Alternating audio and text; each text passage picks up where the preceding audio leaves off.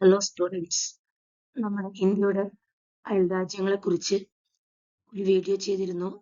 അതിൻ്റെ multiple choice questions ആണ് നമ്മളിവിടെ ഡിസ്കസ് ചെയ്യുന്നത്. ഒന്ന്, ഭൂമിശാസ്ത്രപരമായ വലിപ്പം, ജനസംഖ്യ എന്നിവയുടെ അടിസ്ഥാനത്തിൽ ഇന്ത്യയുടെ ഏറ്റവും അടുത്ത അയൽ രാജ്യം. ഭൂമിശാസ്ത്രപരമായ വലിപ്പം, ജനസംഖ്യ എന്നിവയുടെ അടിസ്ഥാനത്തിൽ ഇന്ത്യയുടെ ഏറ്റവും വലിയ അയൽരാജ്യം. ജനസംഖ്യയുടെ അടിസ്ഥാനത്തിലും ഭൂമിശാസ്ത്രപരമായ വലിപ്പത്തിന്റെ അടിസ്ഥാനത്തിലും ഇന്ത്യയുടെ ഏറ്റവും വലിയ അയൽരാജ്യം ചൈനയാണ്. ചൈന. ഏതാണ്? ചൈന.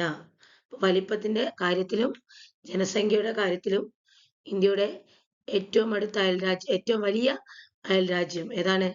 ചൈന. ഏതാണ്? ചൈന. അപ്പൊ ആൻസർ ഏത് വരും? ചൈന. ചൈനയാണ് ആൻസർ. ഇന്ത്യയുടെ ചെറിയ അയൽരാജ്യം. ഇന്ത്യയുടെ ഏറ്റവും ചെറിയ അയൽരാജ്യം മാലിദ്വീപ്. മാലിദ്വീപാണ് ഇന്ത്യയുടെ ഏറ്റവും ചെറിയ അയൽരാജ്യം.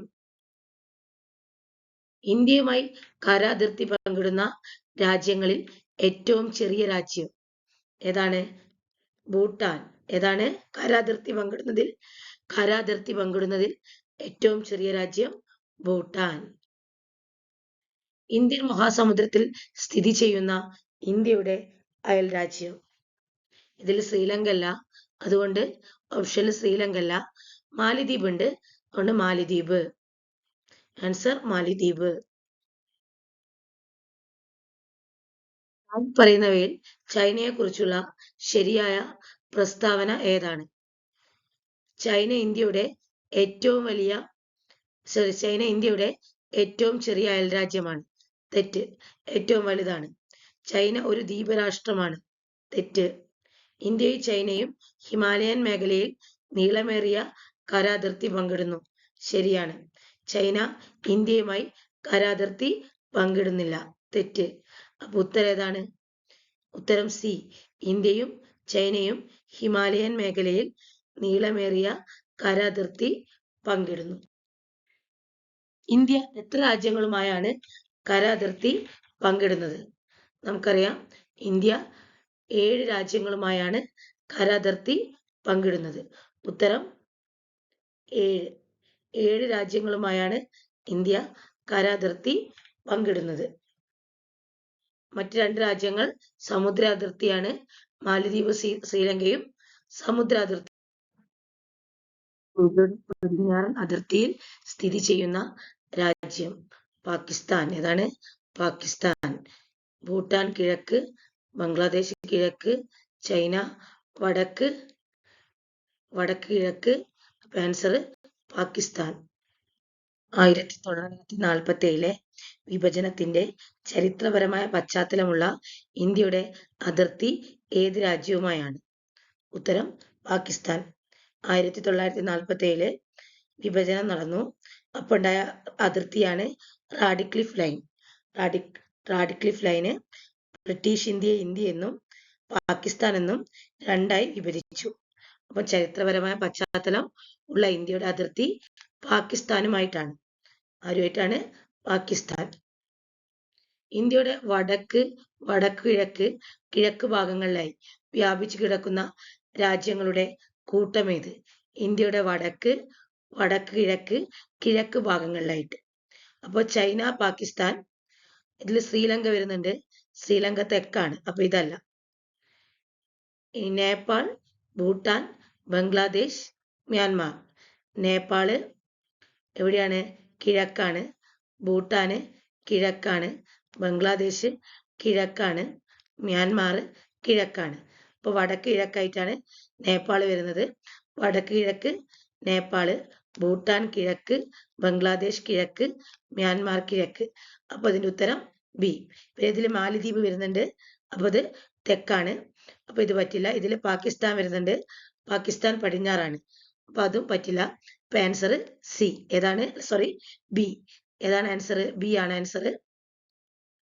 നേപ്പാള്, ഭൂട്ടാന്, ബംഗ്ലാദേശ്, മ്യാൻമാർ. ബി ആണ്. നേപ്പാള്, ഭൂട്ടാന്, ബംഗ്ലാദേശ്, മ്യാൻമാർ.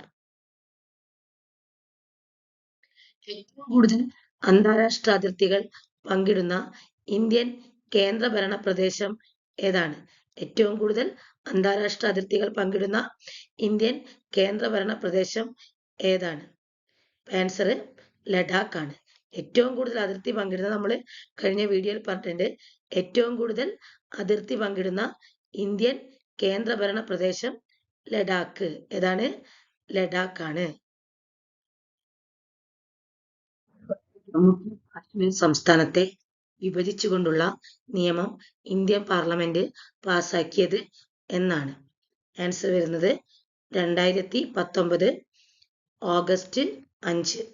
അത് ജമ്മു കാശ്മീർ സംസ്ഥാനത്തെ ജമ്മു കാശ്മീർ, ലഡാക്ക് എന്നീ 2 കേന്ദ്രഭരണ പ്രദേശങ്ങളായി വിഭജിക്കാനുള്ള ജമ്മു കാശ്മീരിന്റെ ജമ്മു കാശ്മീർ പുനഃസംഘടനാ നിയമം, അതായത് Jammu and Kashmir registration act 2019 ആണ് ഇന്ത്യൻ പാർലമെന്റ് പാസ്സാക്കുന്നത്. 2019 ഓഗസ്റ്റ് 5 പാർലമെന്റ് ഇത് പാസ്സാക്കുന്നത്. അപ്പം ആൻസർ 2019 ഓഗസ്റ്റ് 5. ജമ്മു കാശ്മീർ വിഭജനത്തിലൂടെ ഉണ്ടായ മാറ്റങ്ങൾ നിലവിൽ വന്നത് എന്നാണ്? അതിന്റെ ആൻസർ വരുന്നത് 2019 ഒക്ടോബർ 31.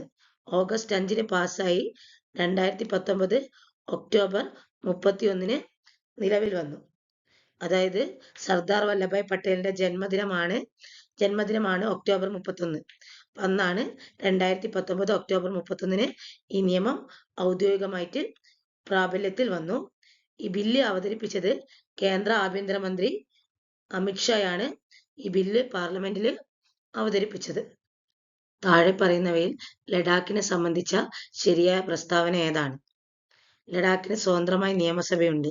തെറ്റാണ്. ലഡാക്ക് കേന്ദ്രഭരണ പ്രദേശമാണെങ്കിലും ലഡാക്കിന് സ്വതന്ത്രമായ നിയമസഭ ഇല്ല. ജമ്മു കാശ്മീരിന് നിയമസഭയുണ്ട്, എന്നാൽ ലഡാക്കിന് അനുവദിച്ചിട്ടില്ല. ലഡാക്ക് ഒരു സംസ്ഥാനമാണ്. തെറ്റാണ്. കേന്ദ്ര സർക്കാരാണ് ലഡാക്കിൽ ഭരണം നടത്തുന്നത്. ശരിയാണ്. നിയമസഭയില്ല, പക്ഷെ കേന്ദ്ര സർക്കാരാണ് ലഡാക്കിൽ ഭരണം നടത്തുന്നത്. അപ്പം ശരിയായ ആൻസർ ഏതാണ്? സി. കേന്ദ്ര സർക്കാരാണ് ലഡാക്കിൽ ഭരണം നടത്തുന്നത്. നിയമസഭയില്ല, പക്ഷെ കേന്ദ്ര സർക്കാരാണ് ലഡാക്കിൽ എന്ത് ചെയ്യുന്നത്? ഭരണം നടത്തുന്നത്. അടുത്തത് തെറ്റാണ്. ലഡാക്കിന് അന്താരാഷ്ട്ര അതിർത്തികൾ ഇല്ല എന്നാണ്. ലഡാക്കിന് അന്താരാഷ്ട്ര അതിർത്തികൾ ഉണ്ട്. അപ്പം ഉത്തരം ഏതാണ്? സി. ഏതാണ്? സി. ലഡാക്കിന്റെ പടിഞ്ഞാറ് ഭാഗത്ത് നിയന്ത്രണ രേഖയിൽ സ്ഥിതി ചെയ്യുന്ന രാജ്യം ഏതാണ്? ലഡാക്കിന്റെ പടിഞ്ഞാറ് ഭാഗത്ത് നിയന്ത്രണ രേഖയിലാണ് സ്ഥിതി ചെയ്യുന്ന രാജ്യം ഏതാണ്? Line of control. പടിഞ്ഞാറ് ഭാഗത്തായതുകൊണ്ട് നമുക്കറിയാം പാകിസ്ഥാനാണ്. ഏതാണ്? പാകിസ്ഥാൻ. ലഡാക്കിന്റെ വടക്ക് കിഴക്ക് ഭാഗങ്ങളിലായി ചൈനയുമായുള്ള അതിർത്തി രേഖ ഏത് പേരിൽ അറിയപ്പെടുന്നു? ലഡാക്കിന്റെ വടക്ക് കിഴക്ക് ഭാഗങ്ങളിൽ, അതായത് ജമ്മു കാശ്മീർ, ലഡാക്ക്, അതിന്റെ വടക്ക് കിഴക്ക് ഭാഗങ്ങളിൽ ചൈനയുമായുള്ള അതിർത്തി രേഖ അറിയപ്പെടുന്നത് യഥാർത്ഥ നിയന്ത്രണ രേഖ, LC, യഥാർത്ഥ നിയന്ത്രണ രേഖ. ഇത് ലൈൻ ഓഫ് കൺട്രോൾ ആണ് പാകിസ്ഥാൻ പടിഞ്ഞാറ് ഭാഗത്ത്. ഇത് ലൈൻ ഓഫ് ആക്ച്വൽ കൺട്രോൾ, യഥാർത്ഥ നിയന്ത്രണ രേഖ. ഇന്ത്യയും ചൈനയുമായിട്ട്, അതായത് ലഡാക്കിന്റെ വടക്കിഴക്ക് ഭാഗവും ചൈനയുടെ അതിർത്തി രേഖയും തമ്മിൽ ഏതാണ് വരുന്നത്? ലൈൻ ഓഫ് ആക്ച്വൽ കൺട്രോൾ അല്ലെങ്കിൽ യഥാർത്ഥ നിയന്ത്രണ രേഖ. അഫ്ഗാനിസ്ഥാനുമായി ലഡാക്ക് അതിർത്തി പങ്കിടുന്നത് ഏത് ഇടനാഴിയിലൂടെയാണ്? വഖാൻ ഇടനാഴി. ലഡാക്കിന്റെ വടക്കു പടിഞ്ഞാറായി അഫ്ഗാനിസ്ഥാനുമായി പങ്കിടുന്ന അതിർത്തിയുടെ ഏകദേശ നീളം നമുക്കറിയാം 106 കിലോമീറ്റർ. നമ്മൾ കഴിഞ്ഞ ക്ലാസ്സിൽ പറഞ്ഞിട്ടുണ്ട്. എത്രയാണ്? 106 കിലോമീറ്റർ. ഈ വീഡിയോ ലൈക്ക് ചെയ്യുക, സബ്സ്ക്രൈബ് ചെയ്യുക. Thank you.